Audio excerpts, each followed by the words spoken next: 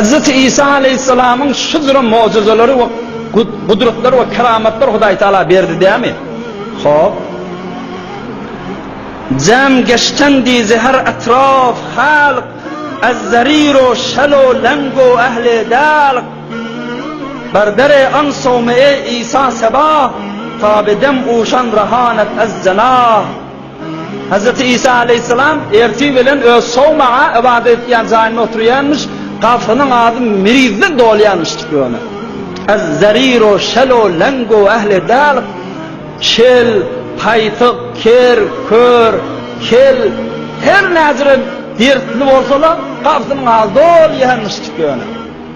Taşırı çıkyanmıştık, her haydına bir dua etyenmiştik, kavur etyenmiştik.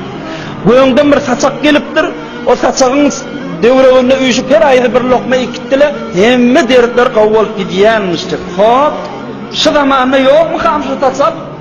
Ey Müslümanlığın, beraderana diyen Hazreti İsa Aleyhisselam'ın şafa ve dertleri dirman olayan satsağının başında minle oturasın geliyor.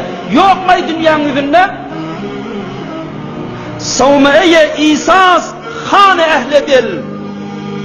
Savmeye İsa's hane ehli dil. Hanahan ey mubtela in dermehel. Hudaý Taala'nın bir awliyaları var, Hudaý Taala'nın bir dostları var, bir ehli dil adamları var, yürekleri bilen Allah'ın ışkı däni, dolugly Allah'ın ışkı qaynap, joşup duran Allah'ın bendeleri var. Şolun saçağının başında otur, İsa Aleyhisselam saçağının başında oturduğun gibi. Nezir Allah'ın kudretlerini işçinden sonramda yine de ananızın gelene şekli oltun değil mi? Nezir Allah'ın kudretlerini gözün bilen görüptün ama diğer salıp bilen şol kör gözleri barda var nezir Asiye Avliya'nın saçağı.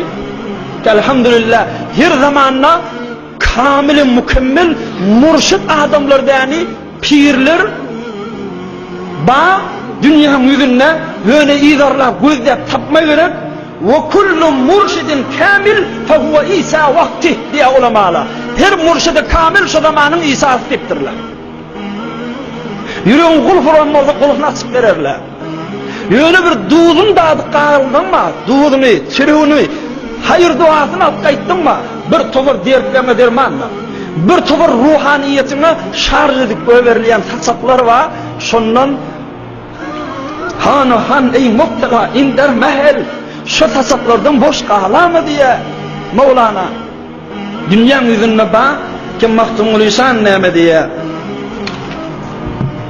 mahtumul qarab sözle taşını mahtumul qarab sözle taşını zayın bilip serfet nanı aşını kamil tapsan koy yolunla başını eğer kadamın neler eğer de bulursa niye mahtumul lisan kamil tapsan koy yolunda başını şudur bir kamil avliyalar pirler tapsan neme büyruğu olsa çeşmdiği de hıtmatını geldiktir. Huzuruna bar, sohbetine bar, hayır duasını almağına bar, olukon olcudur şola. Hemme dertleri dirmandır şola.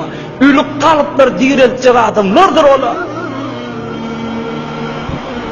Kıyamet olmaka tamamen çürüyüp yatan sünkler bir tüytük bilen turacak değil mi? Haydi tüytük bilen? Sazed İsrafil ruzi nalera Sazed İsrafil ruzi nalera Zandehet pusideye set salera bir tüytük bilen 100 yıl çürüyüp yatan sünkleri can verecek İsrafil kıyamet gününe. Hop Hinke İsrafil'e vakten avliya Hinke İsrafil'e vakten avliya murdar azişan hayat est o haya. Her zaman ne ki hak pirler, murşitler, İsrafiller ki olur hu diyen dimleri bilen ül kalpleri direltyendir. Sürüp yatan, tuside hinlep yatan kalpler var. Ne bir dene Allah var, ne bir dene Peygamber zam var, ne bir dene Subhanallah var, ne bir dene Tuğat var. Yönüp sürüp yatan kalpleri bir hu diyen dimleri bilen İsrafil aleyhisselamın tütüğünden şeyhurundan çıkıp kayıtlayan yali canhayı murdu ender gure ten bercehet avaz eşan ender kefen şu bedenimizdeki ölüp yatan ruhları diriltyen avliyalar guyan ki İsrafil aleyhisselamın tütüğü yali bir huları bilen yürüklerini oyundurup yöveriyen murşitler vardır. İnşallah gayrat edelim. Hazreti İsa aleyhisselam yali olup her zamanla Peygamberimiz aleyhissalatu vesselam'ın hak varisleri olan pirler ve murşitlerini edebini saklap, hurmat bilen, hayır dualarını alıp qaleylim ve çölüğünden duğudunu dadıp qaleylim ki işte o taştaki dertlerimize dermandır inşallah. Ya Rabbi teqabbel tevbetena Allah.